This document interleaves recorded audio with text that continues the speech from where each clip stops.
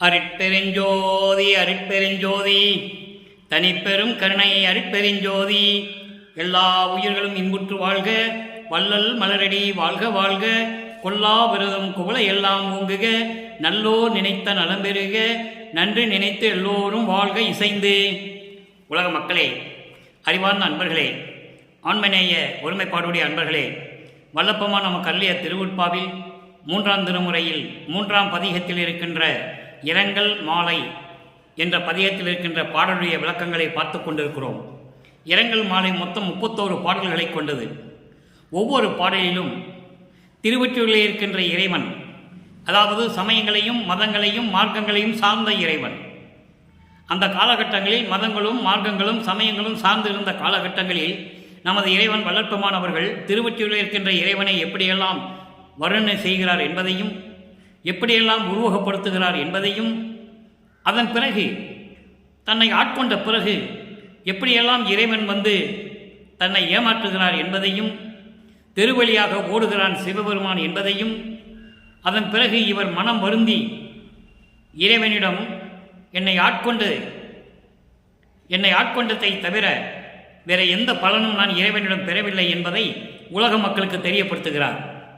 உலக மக்களுக்கு தெரியப்படுத்துவது எப்படி என்றால், தன்னை தலைவியாகவும் இறைவனை தலைவனாகவும் வர்ணனை செய்து, உள்ளத்தை தோழியாக வர்ணனை செய்து இந்த பாடலை உலக மக்களுக்கு அருளியிருக்கிறார்கள் நமது இறைவன் வல்லற்பமானவர்கள். சமயங்களும் மதங்களும் மார்க்கங்களும் சூழ்ந்திருந்த காலகட்டங்களில் தன்னை இறைவன் ஆட்கொண்ட பிறகு இறைவன் மறுபடியும் என்னை பார்க்கவில்லை, என்னை அணைத்துக் கொள்ளவில்லை என்று சொல்லுகிறார். தன்னை ஒரு பெண்ணாக உருவப்படுத்தியதனால் என்னை அணைத்துக் கொள்ளவில்லை, என்னை கலந்து கொள்ளவில்லை என்று சொல்லுவார். இப்போ அந்த பாடலை பார்க்கும்போது சமயங்களும் மதங்களும் மார்க்கங்களும் சார்ந்த காலகட்டங்களில் வல்லற்பமானவர்களும் அதை சார்ந்துதான் இருந்தார் என்பது உண்மை, திருவொற்பாவில் கண்ட உண்மை. அதன் பிறகு இறைவன் ஆட்கொண்டு மறைப்பெல்லாம் நீக்கிய பிறகு, சமரச சுத்த சன்மார்க்கத்தை கொடுத்த பிறகு, சமரச சுத்த சன்மார்க்கத்தை நிறுவியது அருட்பெருஞ்சோதி ஆண்டவர். அதை தன் மகனுக்கு கொடுக்கிறார். அப்போ சமரச சுத்த சன்மார்க்கத்தை பெற்ற பிறகு இந்த சமயங்களும் மதங்களும் மார்க்கங்களும் பொய் என்று சொல்லுகிறார். அப்போ சமயங்களிலும் மதங்களிலும் மார்க்கங்களிலும் சம்பந்தப்பட்ட இறைவன் சிவனை எப்படி உருவகப்படுத்தினார் என்பது 4ஆம் திருமுறை வரைக்கும் நாம் பார்க்கலாம். சமரச சுத்த சன்மார்க்கத்தை பெற்ற பிறகு அருட்பெருஞ்சோதி என்று சொல்லுவார். அருட்பெருஞ்சோதியை உருவகப்படுத்த முடியாது, ஜோதி வடிவில் இருக்கின்றவர். அருட்பெருஞ்சோதி ஆண்டவர் சமயங்களையும் மதங்களையும் மார்க்கங்களையும் கடந்தவர். அந்த நிலை வரும்போது சமயங்களும் மதங்களும் மார்க்கங்களும் நமக்கு தேவையில்லை, சமரச சுத்த சன்மார்க்கத்தை நிறுவுவதற்காகத்தான் உலக மக்களை அந்த சன்மார்க்கத்தில் சேர்த்து உலக மக்களும் இன்பமாக வாழ வேண்டும், நோயற்ற வாழ்வில் வாழ வேண்டும், மரணமில்லா பெருவாழ்வை அவர்களெல்லாம் பெற வேண்டும் என்ற காரணத்தினால்தான் நான் வருவிக்க உற்றேன் என்று சொல்லுகிறார். அதை திருவொற்பாவிலே நாம் கண்ட உண்மை. இப்போ முதலிலே இந்த 3ஆவது திருமுறை இருக்கின்ற பாடலுடைய விளக்கத்தை பார்த்துவிட்டு அதன் பிறகு வல்லப்பமானவர்கள் சமரச சுத்த சன்மார்க்கத்தை பெற்ற பிறகு இறைவனிடம் எப்படியெல்லாம் அருளை பெற்றுக்கொண்டார் என்பதை நாம் பார்த்து கொண்டிருக்கிறோம், ஒப்பிட்டு பார்த்து கொண்டிருக்கிறோம். ஏன்னால் காலத்தின் கட்டாயம், அது சொல்ல வேண்டிய கட்டாயத்தில் இருக்கிறோம். காரணம், வல்லப்பமானவர்கள் இந்த மண்ணுக்கு வருவிக்க உற்று 200 ஆண்டுகளாகியும் சமரச சுத்த சன்மார்க்கத்தை பற்றியோ வல்லப்பமானவருடைய இறைநிலை பற்றியோ யாருமே எடுத்து கூறியதில்லை என்பதுதான் உண்மை. அந்த நிலையை மாற்ற வேண்டும், மக்களிடம் திருவொற்பாவை கொண்டு போய் சேர்க்க வேண்டும். சமயங்களும் மதங்களும் மார்க்கங்களும் சாராத மார்க்கம் சமரச சுத்த சன்மார்க்கம்.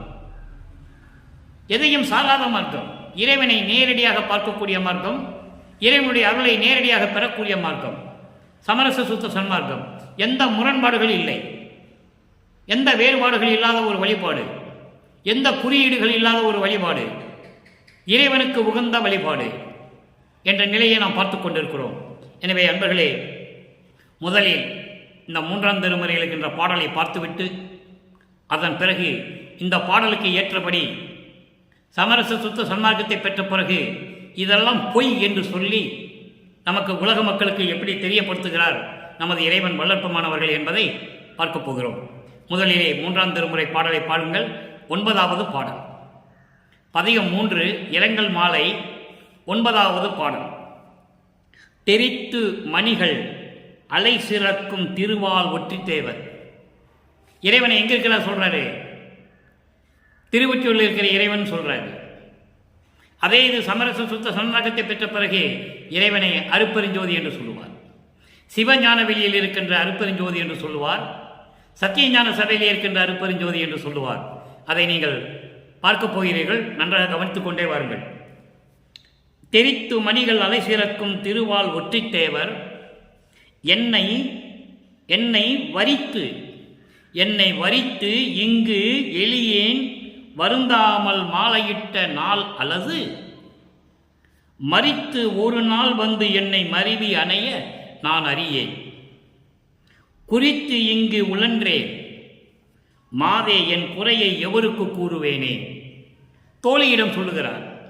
தோழி என்பது உள்ளம். தோழியிடம் சொல்லுவது போல தன்னை தலைவியாகிய வர்மனை செய்து இறைவனை தலைவனாக கற்பனை செய்து இந்த பாடலை உலக மக்களுக்காக நமக்கு கொடுத்திருக்கிறார்கள். உலக மக்களுக்கு தெரிவிக்கிறார். நான் திருவொற்றியூரில் இருக்கின்ற இறைவனை பார்க்க சென்ற போது எனக்கு காட்சி கொடுத்து மறைந்து விட்டார். அதன் பின் நான் இறைவனை பார்க்க சென்ற போது நான் தெருவோரமாக நின்று கொண்டிருக்கிறேன். என்னை பார்த்தும் பார்க்காதது போல திரும்பி பார்க்காமல் தெருவழியே ஓடுகிறார். நானும் பின்னாலேயே ஓடினேன். ஓட்டத்தை பிடிக்க முடியவில்லை. அதன் பிறகு நாரையையும் கிளிகளையும் தூது அனுப்பி பார்த்தேன். ஒன்றும் பலனில்லை. அதன் பிறகு உலக மக்களே, நான் இறைவனை நினைத்து நான் வரிந்து கொண்டிருந்த போது இறைவன் என்னை வந்து ஆட்கொண்டானே தவிர எனக்கு எந்த பலனும் தரவில்லை, எந்த அருளும் தரவில்லை. இந்த நிகழ்ச்சிகள் நடக்கும்போது வல்லப்பெருமான் இந்த மண்ணுலகை வருவிக்க உற்று 3வது எட்டில் இருக்கிறார். 3வது எட்டு என்பது 3 × 8 24. மண்ணுலகைக்கு வருவிக்க உற்று 24 ஆண்டுகள் வரையிலும் இறைவன் தன் மகனுக்கு எந்த அருளையும் கொடுக்கவில்லை. போக்கு காட்டுகிறார். காரணம், இன்னும் ஆண்டுகள் இருக்கின்றது என்று சொல்லி மகனுக்கு எந்த அருளையும் கொடுக்காமல் காலம் கடத்துகிறார். அதை நினைத்து மகன் வருந்தி கொண்டிருக்கிறார். அதை உலக மக்களுக்கு தெரிவிக்கிறார். பாடல்கள் மூலமாக உலக மக்களுக்கு தெரிவிக்கிறார். அப்போ அதனுடைய விளக்கத்தை நாம் பார்த்து கொண்டிருக்கிறோம். இந்த விளக்கங்களாம் இறைவன் தயவாலயம் கருணையாலையும் பெற்றது. இதில் எனக்கு எந்த விதமான சம்பந்தம் இல்லை. இறைவன் கொடுத்த விளக்கத்தை உங்களுக்கு சொல்லிக் கொண்டிருக்கிறேன். தமிழ் இலக்கணமோ இலக்கியமோ நான் படித்தவன் அல்ல. நான் படித்ததெல்லாம் வேறு. ஆக இந்த நிலையில் இருந்து கொண்டு விளக்கத்தை கூறிக்கொண்டிருக்கிறேன். நீங்கள் நன்றாக கவனித்துக் கொள்ள வேண்டும். உங்கள் பாதங்களை அடிபணிந்து கேட்டுக்கொள்கிறேன். இறைவன் வல்லற்பெருமானுடைய நிலையை நீங்கள் நன்றாக புரிந்து கொள்ள வேண்டும். மரித்து ஒரு நாள் வந்து என்னை மருவி அணைய நான் அறியேன். குறித்து இங்கு உழன்றேன் மாதே என் குறையை எவருக்கு கூறுவேனே. தோழியே, எனது உள்ளமே, உலக மக்களே, இந்த குறையை நான் எங்கே போய் சொல்லுவேன் என்று சொல்லி இந்த பாடலை நமக்கு அருளியிருக்கிறார்கள். இப்போ இந்த பாடலில் வருகின்ற பதவுரை, அதன் பின் தெளிவுரை, அதன் பின் விளக்கம். இந்த பதவுரை என்பது கடினமான வார்த்தைகளுக்கு பொருள்.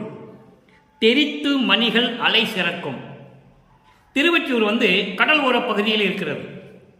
அந்த கடலில் அலைகள் எப்படி வீசுதுன்னா, மணிகளை உருட்டி விட்டால் எப்படி சத்தம் கேட்குமோ, நல்லா கவனிக்கணும் நீங்க.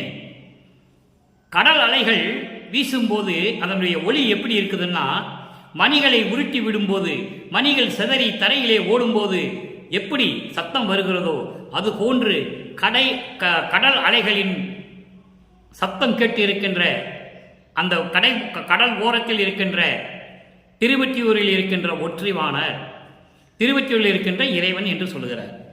அவர் என்னை வரித்து என்பது விரும்பி, என்னை விரும்பி இங்கு எளியேன் வருந்தாமல் இருப்பதற்காக. நல்ல கவனிக்கணும் நீங்க. வருத்தி இங்கு எளியேன் வருந்தாமல் அப்படின்னா, நம்மளால் இறைவன் நினைக்கிறாரா, நம்மளால் நம் மகனை இந்த உலகிற்கு மண்ணுலகிற்கு வருவிக்க உற்று எவ்வளவு துன்பங்கள் படுகிறான், எவ்வளவு வேதனைப்படுகிறான் என்று சொல்லி விரும்பி வந்து என்னை மாலையிட்டது அல்லால், மாலையிட்ட நாள் அல்லது, அதாவது என்னை ஆட்கொண்ட நாளை தவிர, என்னை ஆட்கொண்டான். என்னை ஆட்கொண்டு எனது மறைப்பை நீக்கிய பிறகு அதன் பிறகு எந்த அருளையும் தரவில்லை. வருந்திக் கொண்டிருக்கிறார். மகன் வருத்தப்படக்கூடாது என்பதற்காக என்னை ஆட்கொண்டான் என்று சொல்லுகிறார். எவ்வளவு அற்புதம் பாருங்க.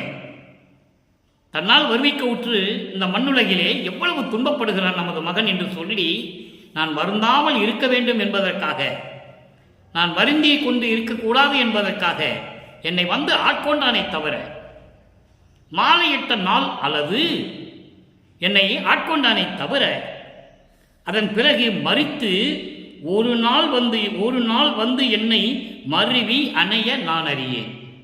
மறித்து என்பது மறுபடியும் வந்து என்னை வந்து தழுவி என்னை அணைத்துக் கொள்ளவில்லை.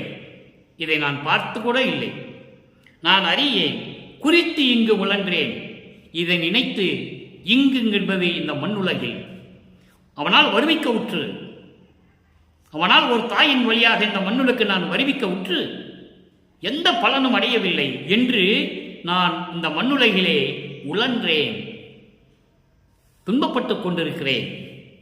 உழன்றேன் என்பது துன்பப்பட்டுக் கொண்டிருக்கிறேன். தெரு தெருவாக சுற்றி கொண்டு துன்பப்பட்டு இருக்கின்றேன். இறைவனை பார்க்க தெருவோரத்தில் நின்றால் என்னை பார்த்து தெருவழியாக ஓடுகிறான், திரும்பி பார்க்காமல்.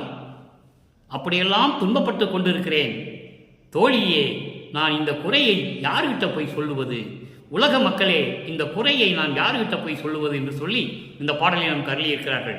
என்னை வருவிக்க உற்றானை தவிர, என்னை வருவிக்க உற்று என்னுடைய மரத்தை நீக்கி ஆட்கொண்டானை தவிர, மறுபடியும் என்னை வந்து ஒரு நாள் கூட வந்து ஆசையோடு வந்து என்னை அணைத்துக் கொள்ளவில்லை.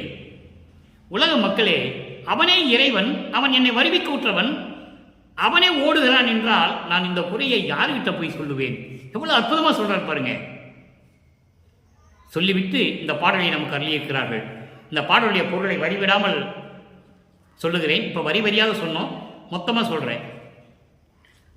கடல் அலைகள் மணிகள் உருண்டு ஓடும்போது எப்படி சத்தமிடுமோ அப்படி சத்தமிட்டு கொண்டிருக்கின்ற கடலோர பகுதியில் இருக்கின்ற திருவொற்றியூரில் இருந்து கொண்டிருக்கின்ற திருவொற்றியூரில் இருக்கின்ற கடவுள் தியாகராஜ பெருமான் சிவன், அவன் என்ன செய்கிறான்?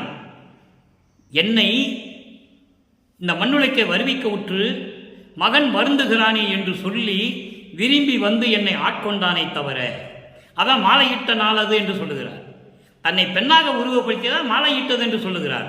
உலக மக்களுக்கு சொல்லும்போது என்னை ஆட்கொண்டானே தவிர இறைவன் எந்த பலனும் கொடுக்கவில்லை. மீண்டும் வந்து என்னை பார்க்கவில்லை, என்னை வந்து அணைத்துக் கொள்ளவில்லை, என்னை வந்து தழுவி மகிழ்ந்து அணைக்க நான் அறியேன். இதை எண்ணி நான் துன்பப்படுகிறேன். உன்னாலே மண்ணுக்கு வருவிக்க உற்று எவ்வளவு துன்பங்களை அனுபவித்துக் கொண்டிருக்கிறேன் என்று சொல்லி எண்ணி வரிந்து கொண்டிருக்கிறேன். தோழியே, உள்ளமே, உலக மக்களே, இந்த குறையை நான் யாரிடம் போய் சொல்லுவது? என்னை வருவிக்கொற்ற இறைவனே இப்படி இருந்தால் நான் இந்த குறையை யாரிடம் சொல்லுவது என்று சொல்லி இந்த பாடலை நமக்கு அருளியிருக்கிறார்கள். இப்போ இந்த நிலையில் வல்லற்பெருமான் இருக்கும்போது சமயங்களும் மதங்களும் மார்க்கங்களும் சார்ந்த நிலை. அதனால்தான் அந்த மதங்களையும் சமயங்களையும் சார்ந்ததனால் இறைவனை இப்படி உருவகப்படுத்துகிறார்.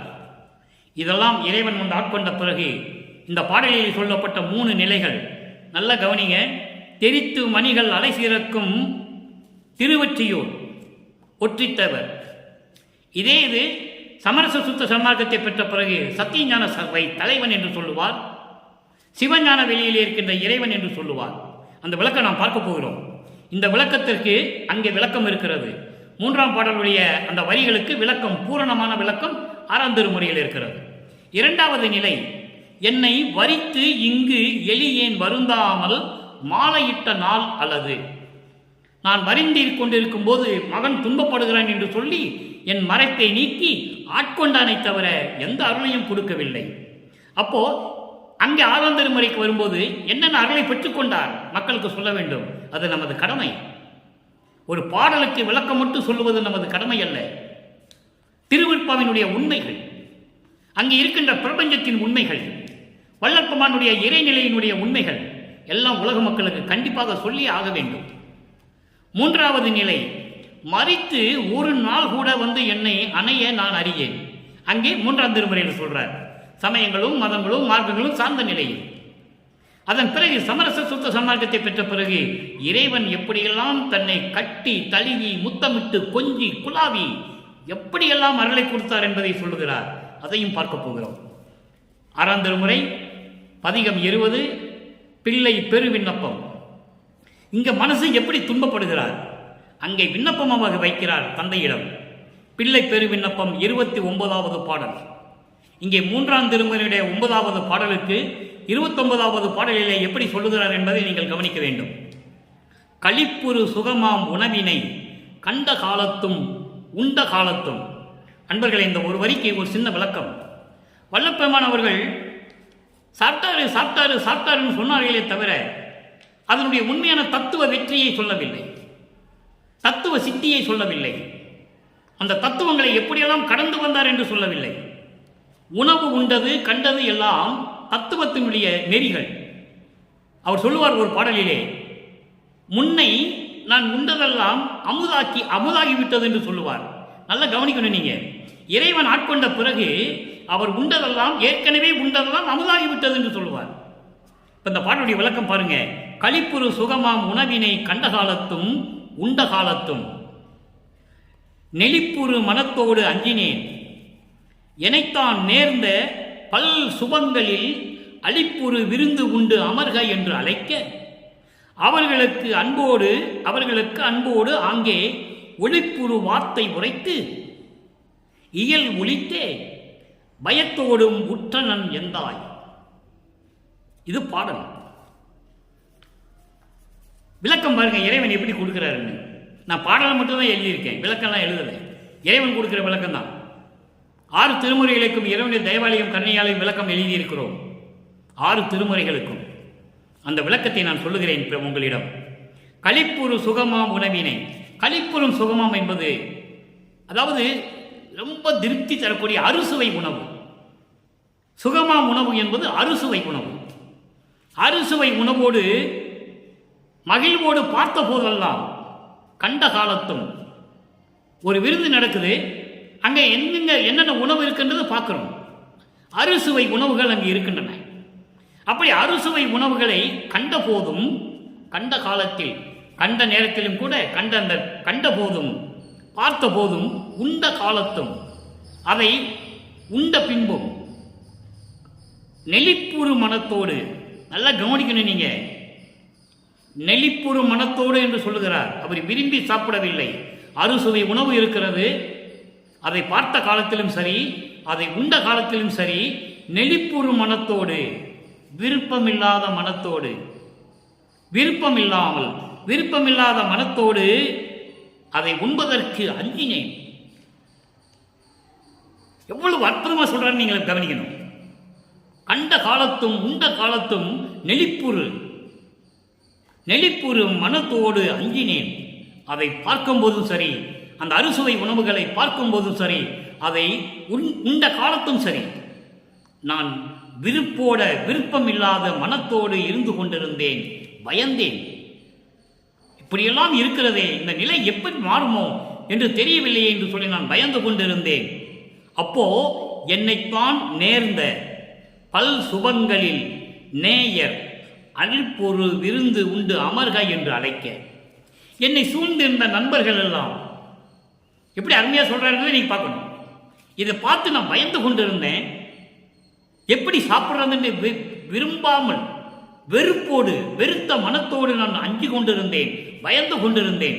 அப்போ என்னை சூழ்ந்திருந்த நண்பர்கள் எல்லாம் பல்வேறு விழாக்களில் அழைத்து சென்று, பல்வேறு விருந்துகளில் அழைத்து சென்று இந்த நண்பர்கள் எல்லாம் என்ன சொன்னாங்க? அளிப்புறு விருந்து உண்டு, கனிவோடு அந்த சுப நிகழ்ச்சிகளில் அந்த விருந்துகளில் என்னை சேர்ந்த நண்பர்கள் எல்லாம் அழைத்து கொண்டு போய் மிகவும் கனிவோடு இதை சாப்பிட்டு அமர்க என்று சொல்ல அவர்களுக்கு அன்போடு ஆங்கே, அவர்களிடம் நான் அன்போடு அப்பொழுது என்ன சொன்னேன் தெரியுமா? எப்படி சொல்றார் பாருங்க. என்னை சூழ்ந்த நண்பர்களெல்லாம் என்னை கொண்டு போய் பல விருந்துகளில் அழைத்துட்டு போய் இதெல்லாம் சாப்பிடுக என்று கனிவோடு சொல்லும்போது அதாவது அன்போடு சொல்லும்போது நான் அவர்களுக்கு அப்பொழுது அன்போடு சொன்னேன். என்ன சொன்னேன் என்று சொல்லுகிறார்? அன்போடு சொன்னேன், ஒளிப்புறு வார்த்தை உரைத்து. ஒளிப்புறு வார்த்தை உரைத்து என்பது உண்மையை மறைத்து, அதாவது உண்மையை மறைத்தது என்றால் பசி இல்லை. பசி இருக்கிறது, அது இறைவனுடைய அருளமுதம் உண்ண வேண்டும். பசி இருக்கிறது. 6ஆம் திருமுறை இருக்கும்போது அவர் அமுதம் உண்டவர். அதாவது 5வது எட்டில் தொடங்குகிறார். 5வது எட்டு என்பது 5 × 8 40. வல்லப்பமன் அவர்கள் வருவிக்க விட்டு 41வது ஆண்டில் இந்த பாடலை நாம் தள்ளியிருக்கிறார்கள். அப்போ எனக்கு பசி இருந்தாலும் கூட, ஏனால் நான் பசித்த போதெல்லாம் தான் பசித்ததாகி எனக்கு அருளமுதம் கொடுத்தாய் என்று சொல்லுவார். இவருக்கு பசி என்று நினைக்கும் போது, ஐயோ மகன் பசியோடு இருக்கிறார் என்று சொல்லி தனக்கு பசித்ததாக நினைத்து அருட்பெருஞ்சோதி ஆண்டவர் அருளமுதம் கொடுத்தவர். அதை இங்கு தெளிவாக சொல்கிறார். அவர்களுக்கு நான் உண்மையை மறைத்து சொன்னேன். எப்படி? பசி இல்லை என்று சொன்னேன். நான் அருளமுதம் உண்டு கொண்டிருக்கிறேன், இறைவன் எனக்கு அருளமுதம் கொடுத்தார் என்ற உண்மையை மறைத்து எனக்கு பசி இல்லை என்று சொன்னேன். எவ்வளவு அற்புதமா சொல்றார் பாருங்க. இந்த விளக்கம் எல்லாம் இறைவனுடைய தயவை பெற்றால் தான் கூற முடியும். இது உலகியல் விளக்கம் அல்ல, சமரச சுத்த சன்மார்க்க விளக்கம் மட்டுமல்ல, இறைவனுடைய நிலையினுடைய விளக்கம். அப்போ அந்த உண்மையை மறைக்கிறாரு. நான் இறைவனுடைய அருளமுதம் உண்டவன், எனக்கு பசிக்க போதெல்லாம் இறைவனுடைய அருளமுதம் தான் நான் உண்டுவேன் என்று சொல்வதற்கு பதிலாக அந்த உண்மையை மறைத்து பசி இல்லை என்று சொன்னேன். இந்த பிரபஞ்சம் தோன்றிய காலத்திலிருந்து எந்த முனிவனும் இந்த விஷயம் சொன்னதில்லை. வல்லப்பெருமான் ஒருவருக்கு தான் இந்த தகுதி உண்டு என்பதை இங்கே நான் பதிவு செய்ய கடமைப்பட்டிருக்கிறேன். ஒளிப்புறு வார்த்தை உரைத்து, உண்மையான ஒரு வார்த்தையை மறைத்து. என்ன உண்மை? எனக்கு பசித்த போதெல்லாம் இறைவன் அருளமுதம் கொடுப்பான் என் தந்தை அருட்பெருஞ்சோதி. அதை உண்ட பிறகு எனக்கு எப்படி பசி இருக்கும்? இந்த உணவுகள் எல்லாம் எனக்கு தேவையில்லை என்று சொல்லுவதற்கு பதிலாக நான் அந்த உண்மையை மறைத்து ஒரு வார்த்தை சொன்னேன். எப்படி? இயல்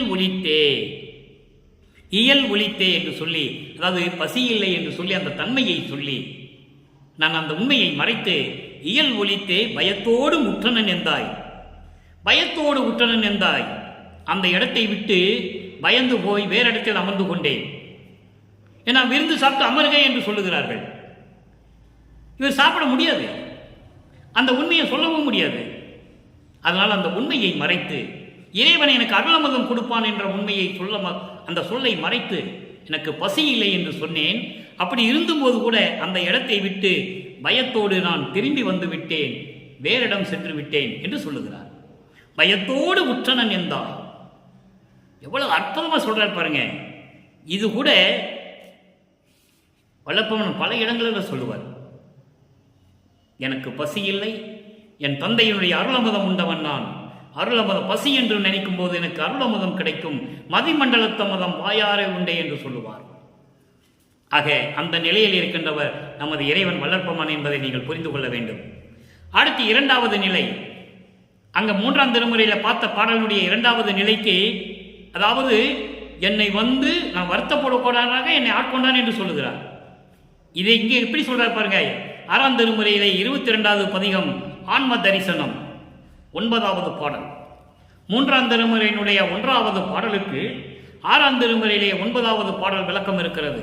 காரணம், சமயங்களும் மதங்களும் மார்க்கங்களும் ஒதுக்கிவிட்ட நிலையில், சமரச சுத்த சன்மார்க்க நிலையில் எப்படி சொல்லுகிறார்?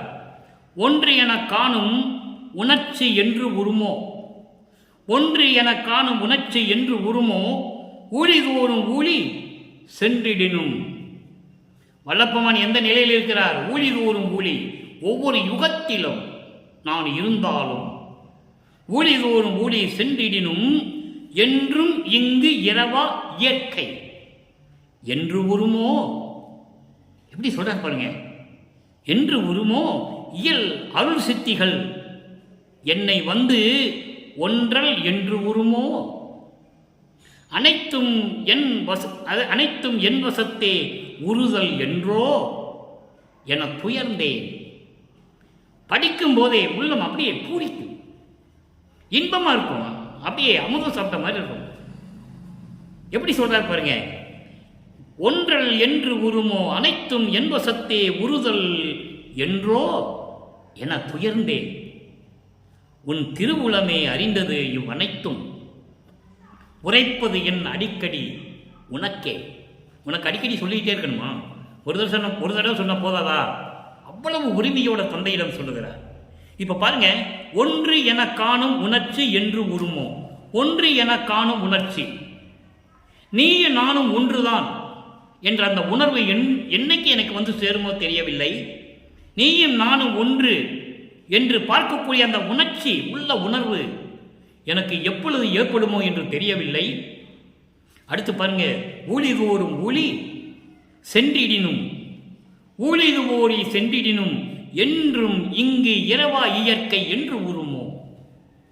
நான் ஒவ்வொரு யுகத்தில் இருந்தாலும் எப்பொழுதுமே இரவாக இருக்கிற நிலை, மரணமில்லா பெருவாழ்வு, அந்த வாழ்க்கை எனக்கு எப்போ வருமோ? தெளிவா சொல்லுவாரே, ஊழிதோறு ஊழி உழப்பராது ஓங்கி வாலி என்று எனக்கு வாய்த்த நன்னிதியே. அகவல்ல இருக்கும். ஆறாம் திருமலையில் ஒரு இடத்துல சொல்லுவாரு, ஊழிதோறு ஊழி உயிர் தலைத்து ஓங்கினன், ஊழிதோறு உழவினும் உழப்பராது ஓங்கி அழியா உடம்பை தந்தினன். அழகா சொல்லுவார். அதான் இங்க சொல்றாரு, நான் ஒவ்வொரு யுகத்திலே இருந்தாலும் கூட இங்கு ஊழிதோறு ஊழி சென்றிடனும், யுகங்கள் கடந்தாலும் சரி, கிரேத யுகம், திரேத யுகம், துவார யுகம் முடிஞ்சு போச்சு. அந்த யுகத்தில் இருந்தவன் தானே நான். கலியுகத்திலே இறுதி கட்டத்தில், கலியுகம் 1900 முடிஞ்சிருச்சு. அது வல்லபெருமான் தெளிவாக சொல்லிட்டாரு, நமது இறைவன் சொல்லிட்டாரு. அப்போ கலியுகத்தினுடைய இறுதி கட்டத்தில் தான் வல்லபெருமான் வருவிக்க விட்டுறார். ஏன்னா சமயங்களையும் மதங்களையும் மார்க்கங்களையும் பொய் என்று சொல்ல வேண்டும். அதான் ஞானி சரியிலே சொல்றாரு, பொறித்த மதம் சமயம் எல்லாம் பொய் பொய்யே. தெளிவாக சொல்லிட்டார். அதை சொல்லுவதற்காக தான் நான் வருவிக்க விட்டேன் என்று சொல்லும்போது இந்த வரியினுடைய அர்த்தம் அங்கே இருக்கிறது. ஊழிதோறு ஊழி சென்றிடினும், நாம் ஒவ்வொரு யுகத்தில் சென்றாலும் சரி, என்றும் இரவாத இயற்கை இங்கு இங்கு இங்கு என்றால் உன்னாலே இந்த மண்ணுலைக்கு வருவிக்க விட்டு கலியுகத்திலே. என கலியுகத்தின் கடைசி கட்டத்தில் தான் வல்லபெருமான் வருவிக்க விட்டார். ஏற்கனவே பல யுகங்களில் இருந்தவர். அந்த யுகங்களில் எல்லாம் கலியுகத்தில் இப்போது மண்ணுலகிலே எனக்கு எப்ப நீ வந்து மரணமில்லா பெருவாழ்வை தருவாய்? ஏனென்றால் மக்களோடு மக்களாக இருக்க வைத்தாய், மக்களோடு மக்களாக சமயங்களையும் மதங்களையும் மார்க்கங்களையும் என்ன சார வைத்தாய். அப்ப நான் மரணமில்லா பெருவாழ் பெற்றால்தானே என்னுடைய கடவுள் நிலை மக்களுக்கு புரியும். அதனாலே இங்கு இந்த மண்ணுலகிலே உன்னால் வருவிக்கு உற்ற பிறகு நீ எப்ப வந்து எனக்கு மரணமில்லா பெருவாளை தருவாய்? இவ்வளவு அற்புதமா கேட்கிறார் பாருங்க. அதோடு மட்டுமா, இயல் அருள் சித்திகள் என்னை வந்து ஒன்றல் என்று உருமோ. ஒன்றல் என்ற இவையெல்லாம் சேர்ந்து ஒன்னா என்கிட்ட எப்போ வரும்? எப்ப? என்ன சித்திகள்? அருள் சித்திகள். நல்லா கவனிக்கணும்.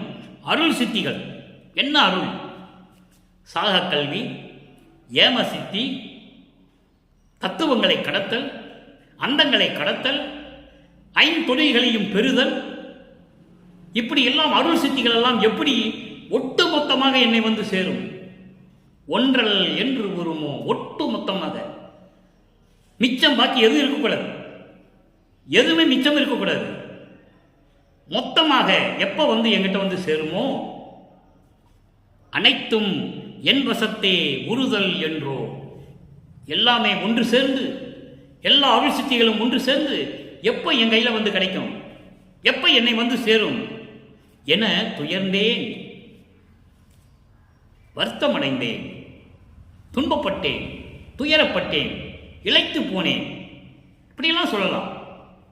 அதுக்கப்புறம் பாருங்க, இது எல்லாம் உன் திருவுளமே அறிந்தது, எல்லாம் உன் திருவுளத்துக்கு தெரிந்தது தானே. இவனைத்தும் உரைப்பது என் அடிக்கடி நினைக்கே உனக்கே. இது அடிக்கடி உங்ககிட்ட சொல்லிக்கிட்டே இருக்கணுமா சொல்லி இந்த பாடலை நமக்கு அருளி இருக்கிறார்கள். அடுத்து பாருங்க, இன்னொரு நிலைக்கு வாதனை கழிவு 19வது பாடல். வாதனை கழிவு மொத்தம் 20 பாடல்கள். ஏற்கனவே 10 பாடல்கள் இதுக்கு முன்னால் இருந்த பதிகத்திலே நம்ம போட்டுவிட்டோம் 3ஆம் தலைமுறையிலே. அதன் பிறகு மிச்சம் இருக்கின்ற அந்த 10 பாடல்கள் இந்த பதிகத்திலே வருகிறது.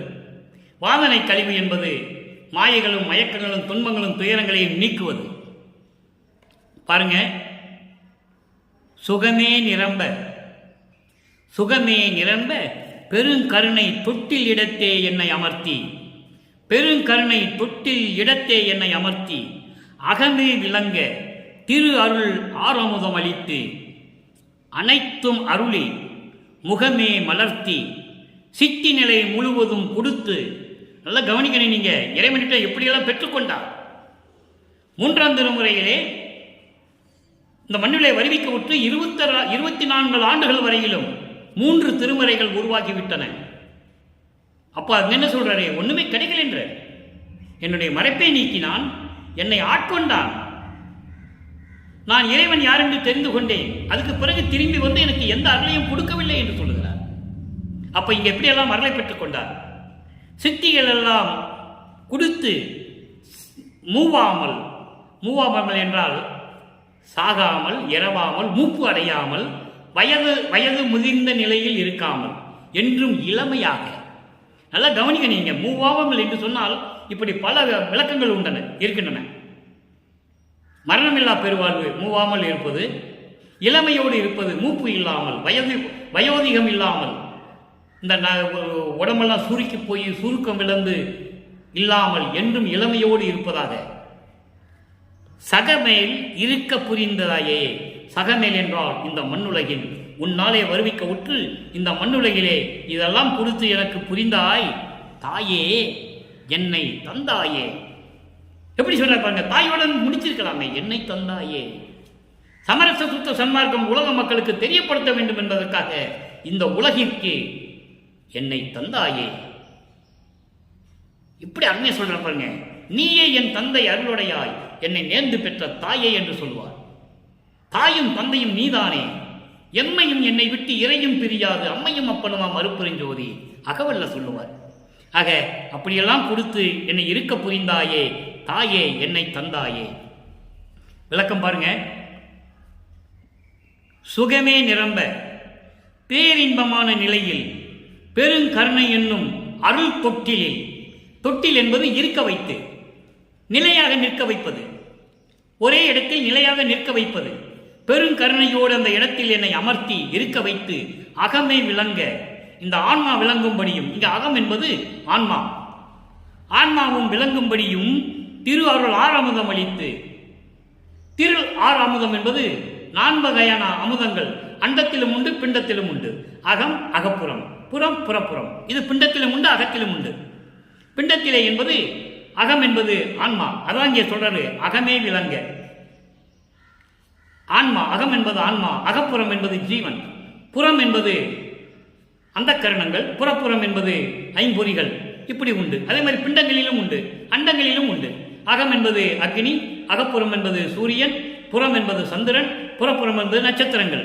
இப்படி எல்லாவற்றையும் விளங்கும்படி, எல்லா தத்துவங்களையும் விளங்கும்படி எனக்கு எல்லா அருளையும் கொடுத்து அளித்து அனைத்தும் அருளி முகமே மலர்த்தி புன்னகையோடு சித்தி நிலை முழுவதும் கொடுத்து. சித்தி நிலை முழுவதும் கொடுத்து என்னென்ன சித்திகள்?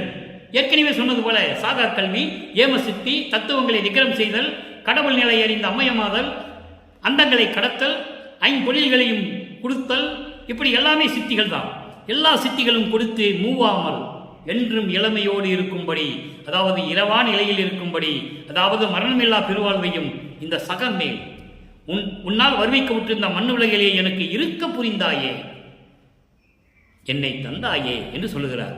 இந்த சித்தி நிலை என்பதற்கு ஒரே ஒரு அகவல் பாட்டு மட்டும் விளக்கம். இந்த சித்தி நிலை என்பது நிறைய பேர் குழப்பிக்கிட்டு இருக்காங்க. அதெல்லாம் இல்லை. சித்தி நிலை என்பது 16வது நிலை, அதான் கடவுள் நிலை. யாரும் சித்தி அடையவில்லை. சித்தர்கள் எல்லாம் அவங்களுக்கு தேவையான சில அருள்களை பெற்றுக் கொண்டார்கள், அவ்வளவுதான். அதெல்லாம் கர்ம சித்திகள். 3.25 வருஷத்து வரைக்கும் தான் அந்த சித்திகள் இருக்கு, அதுக்கப்புறம் இருக்காது. அதேமாதிரி யோக சித்தியை பெற்றவர்கள் 108 வருஷம் வரைக்கும் தான் அந்த சித்தி விளையாடும், அப்புறம் விளையாடாது. ஞான சித்தியை பெற்றவர் வல்லப்பம்மன் ஒருவர் தான் ஞான சித்தியில் இருக்கின்றவர். அந்த சித்தி நிலை என்பது 16வது நிலை. அது அகவலிலே ஒரு பாடலிலே சொல்லுவார் பாருங்க, ஈர் எண்ணிலை, ஈர் எண்ணிலை என இயம்பும் மேல்நிலையில், மேல்நிலையில் பூரணமாய் பூரண சுகமாய் பொருந்தும் மெய்ப்பொருளே. ஈர் எண்ணிலை என்பது 2 × 8 2 × 8 16, அதான் ஈர் எண்ணிலை. அந்த 16வது நிலையில் என்று சொல்லப்படுகின்ற அந்த மேல்நிலையில் இருக்கின்ற பரிபூரணமாக பேரின்பமாக விளங்கி கொண்டிருக்கின்ற மெய்ப்பொருளே. மெய்ப்பொருளே என்பது அருப்பெருஞ்சோதி. பொருளையே மெய்ப்பொருள்னு சொல்லுவார், சிவத்திலேயே மெய் சிவம் என்று சொல்லுவார். சிவன் வேறு, சிவம் வேறு, மெய் சிவம் வேறு, ஞானம் வேறு, மெஞ்ஞானம் வேறு, மெய்ப்பொருள் வேறு. அதான் இங்கே அருட்பெருஞ்சோதி என்று சொல்லுகிறார்.